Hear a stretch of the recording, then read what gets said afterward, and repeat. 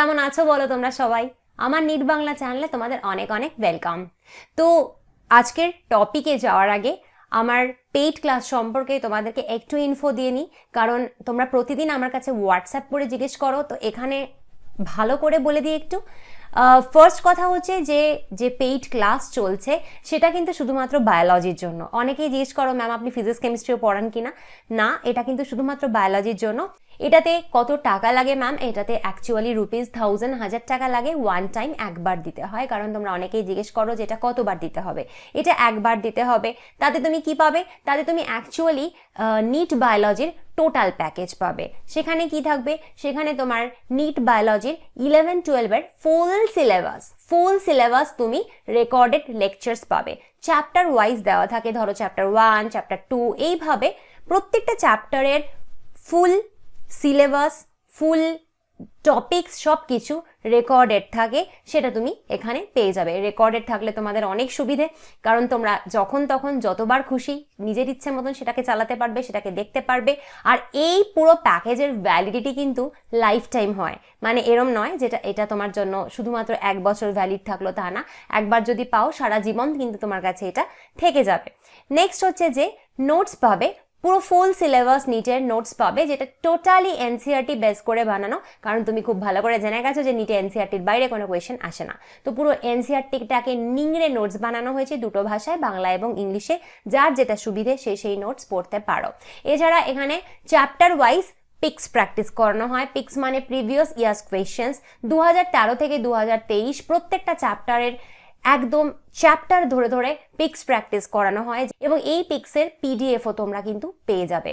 এছাড়া statement based question, যেটা 2022 এবং 2023 নিটে প্রচুর এসছে এবং বাচ্চারা পারেনি, সেই স্টেটমেন্ট বেসড কোয়েশ্চেন যেটা কন্টিনিউয়াস নেক্সট নিটেও আসতেই থাকবে। প্রত্যেকটা স্টেটমেন্ট বেসড কোয়েশ্চেন্স আমি এনসিইআরটি থেকে চ্যাপ্টার ওয়াইজ বানাচ্ছি। প্রত্যেকটা চ্যাপ্টার থেকে এইভাবে নিংড়ে এনসিইআরটি থেকে স্টেটমেন্ট বেসড কোয়েশ্চেন বানানো হচ্ছে, দুটো ভাষায় বানানো হচ্ছে, বেঙ্গলি এবং ইংলিশ। এটা কিন্তু পুরো আমি সলভ করাচ্ছি, তো সেখানে তুমি সলভ কিভাবে করতে হয় সেটাও শিখছো, এবং এর পিডিএফও তুমি পেয়ে যাচ্ছ পেইড ক্লাসে। আর এছাড়া তুমি যদি এই জিনিসটার ডেমো দেখতে চাও কিভাবে হয় ক্লাস, সেটা তুমি যদি চাও তাহলে তুমি সেই ডেমো দেখতে পারো। আমাকে হোয়াটসঅ্যাপ করতে হবে তোমাকে স্ক্রিনে আসা এই নাম্বারটায় 9019765145 নাম্বারে তুমি হোয়াটসঅ্যাপ করে ডেমো নিয়ে নিতে পারো। তারপরে তোমার পছন্দ যদি হয় তবেই তুমি এনরোল করবে, আদারওয়াইজ করবে না। এছাড়া তুমি নিটের আগে, প্রত্যেক বছর নিটের আগে ফুল সিলেবাস টেস্ট দিতে পারবে। প্রত্যেকটা নিটের আগে ফুল সিলেবাস টেস্ট মানে 360 মার্কসের বায়োলজি ফুল সিলেবাস টেস্টও কিন্তু তুমি দিতে পারবে। এই এভরিথিং কিন্তু তুমি শুধুমাত্র ₹1000 পাচ্ছ, যেটা এর থেকে চিপ আর কিছু হয় বলে আমার তো মনে হয় না। যদি এনরোল করতে চাও, টাইম ওয়েস্ট করো না, নিটে টাইম ওয়েস্ট না করাই ভালো, তাহলে আমাকে এই নাম্বারে হোয়াটসঅ্যাপ করো। হোয়াটসঅ্যাপ করে তুমি ডেমো নিতে পারো, হোয়াটসঅ্যাপ করে তুমি এনরোল করতে পারো। এনরোল করতে হলে টাকা কিভাবে দেবে না দেবে সেই ডিটেল তুমি আমার কাছ থেকে হোয়াটসঅ্যাপে পেয়ে যাবে। আর এর সাথে সাথে একদম নতুন ফিচার, যেটা তোমরা জানো আমি রিসেন্টলি অ্যাড করেছি, সেটা হচ্ছে টেস্ট সিরিজ ইনক্লুড করে দিয়েছি। টেস্ট সিরিজ হচ্ছে প্রত্যেক চ্যাপ্টার ওয়াইজ টেস্ট হচ্ছে, প্রত্যেকটা চ্যাপ্টার ওয়াইজ টেস্ট হচ্ছে, উইকলি টেস্ট হচ্ছে, প্রতি সপ্তাহে একটা করে চ্যাপ্টারের টেস্ট তোমরা দিতে পারবে। এবং সব থেকে যেটা সুখবর তোমাদের জন্য, এই টেস্টের ল্যাঙ্গুয়েজ কিন্তু টোটাল বেঙ্গলিতে হচ্ছে বা টোটাল ইংলিশে হচ্ছে। মানে যারা বেঙ্গলি মিডিয়ামের আছো তারা অনেকেই বলো যে বেঙ্গলি ম্যাম ভালো কোয়েশ্চেন পাওয়া যায় না, কোথায় পাবো, বেঙ্গলি টেস্ট হয় না। তো স্পেসিফিক্যালি বেঙ্গলি স্টুডেন্টদের মাথায় রেখে, ওদের কথা মাথায় রেখে এই টেস্ট করা। তো বেঙ্গলিতেও তুমি কিন্তু টেস্ট দিতে পারো, সম্পূর্ণ test, weekly test, chapter wise test হতে চলেছে, এবং এটা অনলাইন টেস্ট হবে। ঠিক, তো এখন আমরা পড়ি ক্রোমোজোমের স্ট্রাকচার। ঠিক আছে, তো ক্রোমোজোমের স্ট্রাকচার এই সমস্ত লেখাজোখা আমরা পরে দেখছি। আপাতত একটা জিনিস আমরা দেখি, সেটা হলো যে দেখো একটা ক্রোমোজোম যখন আমরা এইভাবে আঁকি না, এই যে এইটা একটা ক্রোমোজোম আমরা আঁকছি, তো তোমাদের অনেক সময় এরকম প্রশ্ন থাকে যে ম্যাম এইটা ক্রোমোজোম নাকি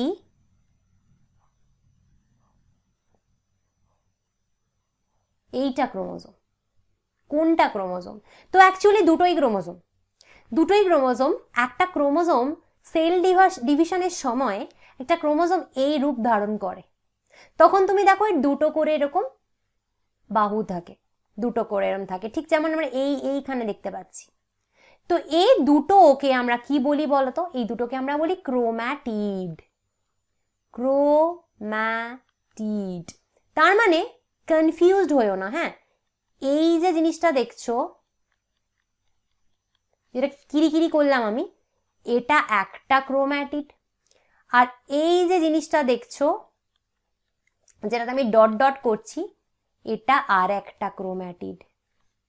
তাহলে দুটো ক্রোম্যাটিড নিয়ে একটা ক্রোমোজোম তৈরি হয়েছে। এই পুরো জিনিসটাকে আমরা বলি ক্রোমোজোম। দুটো ক্রোম্যাটিড নিয়ে একটা ক্রোমোজোম তৈরি হয়েছে, তাই তো? দুটো ক্রোম্যাটিড নিয়ে একটা ক্রোমোজোম তৈরি হয়েছে। এটা সেল ডিভিশনের সময় আমরা এই রূপটা দেখতে পাই। সেল ডিভিশন পড়ার সময় আমরা ভালো করে শিখবো এটা, ঠিক আছে? তাহলে তিনটে জিনিস নিয়ে খুব কনফিউশন হয়, আশা করি তোমার ক্লিয়ার হলো। এক হচ্ছে এখানে ক্রোম্যাটিন, দুই হচ্ছে ক্রোমোজোম, আর তিন হচ্ছে ক্রোম্যাটিড। তো সবই আমি তোমাদেরকে কিন্তু বুঝিয়ে দিয়েছি পরপর, ঠিক। এবার দেখো, এবার এইখানে তুমি দেখো একটা গোল আমরা দেখতে পাচ্ছি। তো এই গোল জায়গাটা অ্যাকচুয়ালি একটা খাঁজ। খাঁজ তো কনস্ট্রিকশন বলে ইংলিশে, একটা খাঁজ। সেই খাঁজটাকে বলে সেন্ট্রোমিয়ার। সেন্ট্রোমিয়ার সেইখানে থাকে। খাঁজ খালি তো থাকে না, কিছু তো ওখানে থাকে। কি থাকে? সেখানে থাকে অনেক রকম প্রোটিন। সেই প্রোটিন টোটিন নিয়ে জায়গাটাকে আমরা বলি কাইনেটোকোর। এইটা আমি কেন বললাম? কারণ এখানে আমাদের অনেকের কনফিউশন হয়, মানে সেন্ট্রোমিয়ার আর কাইনেটোকোরের তফাৎ কি? সেন্ট্রোমিয়ার হচ্ছে খাঁজ। এই যে একটা খাঁজ, এই যে একটা খাঁজ, একে বলে সেন্ট্রোমিয়ার। খাঁজের মধ্যে থাকে প্রোটিন, সেটাকে আমরা বলি কাইনেটোকোর। কাইনেটোকোরের মধ্যে অনেক কিছু জিনিসপত্র আছে, প্রোটিন টোটিন আছে, ঠিক আছে? তো তুমি দেখো, একটা যখন ক্রোমোজোমের কথা আমরা বলি, তো কি হয়?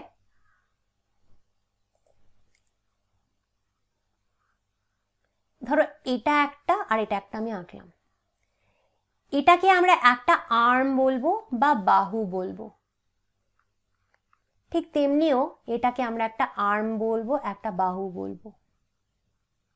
তো দেখো এই ছবিটা আমরা দেখতে পাচ্ছি, উপরের আর্মটা ছোট, স্মল আর্ম, ছোট বাহু। নিচের আর্মটা দেখো বড়, লং আর্ম বা বড় বাহু। যদি শর্ট বা ছোট বাহু হয়, স্মল আর্ম হয়, সেই বাহুকে আমরা বলি পি আর্ম। পি আর্ম হচ্ছে ছোট বাহু। আর যেটা বড় হয় তাকে আমরা বলি কিউ আর্ম। কিউ আর্ম হচ্ছে বড় বাহু, ছোট বাহু আর বড় বাহু, ঠিক আছে? আচ্ছা, এইবার দেখো আমরা একটু দেখি এনসিইআরটি কি বলছে। তো এনসিইআরটি বলছে যে every chromosome essentially has a primary constrictions or a centromere on the sides of which disc-shaped structures called kinetochores are present. প্রতিটি ক্রোমোজোমে আবশ্যিকভাবে একটি প্রাথমিক খাঁজ বা সেন্ট্রোমিয়ার রয়েছে, যার পাশে কাইনেটোকোর নামক চাকতি আকৃতির গঠন বর্তমান। আবশ্যিকভাবে, এসেনশিয়ালি, এই খাঁজটা থাকবেই। যে কোনো ক্রোমোজোমে এই খাঁজটা থাকবেই, যে কোনো ক্রোমোজোমে এটা থাকবে। এটাকে বলছে সেন্ট্রোমিয়ার। আর এর মধ্যে চাকতির মতন গোলাকৃতি যে বস্তুটা রয়েছে তাকে বলে কাইনেটোকোর, এবং ডেফিনেটলি কাইনেটোকোরের মধ্যে প্রোটিন থাকে, ঠিক আছে? সেন্ট্রোমিয়ার্স, আচ্ছা, centromere holds two chromatids of a chromosome. Centromere অংশে একটি ক্রোমোজোমের দুটো ক্রোম্যাটিড যুক্ত থাকে। আমরা দেখতে পেয়েছি একটা সেন্ট্রোমিয়ারে দুটো ক্রোম্যাটিডন থাকে, তাই তো? Based on the position of the centromere, the chromosomes can be classified into 4 types. সেন্ট্রোমিয়ারের অবস্থান অনুযায়ী ক্রোমোজোমগুলো 4 রকমের হতে পারে। আমরা এবার সেটা দেখব। তো দেখো এই ছবিটা তুমি ভালো করে দেখো, সেন্ট্রোমিয়ার কোথায় আছে আর সেই অনুযায়ী বাহু, এই ক্রোম্যাটিডের যে বাহুগুলো, আর্মগুলো, সাইজ কি হয়েছে। তো তুমি দেখো প্রথম যেটা রয়েছে না, এইটাকে এইরকম ধরনের যদি থাকে তাকে আমরা বলি মেটাসেন্ট্রিক ক্রোমোজোম। কি বলি? মেটাসেন্ট্রিক ক্রোমোজোম মানে কি, মেটা মানে কি, মেটা মানে মাঝখান, মধ্যবর্তী স্থানে সেন্ট্রোমিয়ার রয়েছে। দেখো সেন্ট্রোমিয়ার মাঝখানে রয়েছে। তার ফলে এই যে ওপরের যে দুটো আর্ম, এই যে ওপরের দুটো আর নিচের দুটো অলমোস্ট সাইজে সমান। অলমোস্ট, এখানে ছবিটা ভালো দেয়নি এনসিইআরটি, অ্যাকচুয়ালি দুটো আর্মের সাইজ একদম সমান হয়। তো বেসিক্যালি এটা ভালো একটা কাজ করি, এটা না আমিই আঁকি, এনসিইআরটি যা দিয়েছে আমিই আঁকি। দেখো এরকম একটা আমি আঁকলাম। তো এটার এই ওপরে যে দুটো আর্ম রয়েছে আর নিচের যে দুটো আর্ম রয়েছে না, অলমোস্ট সাইজে সমান। কেন? কারণ সেন্ট্রোমিয়ারটা মাঝখানে রয়েছে। তো এরকম হলে একে আমরা বলি মেটাসেন্ট্রিক ক্রোমোজোম।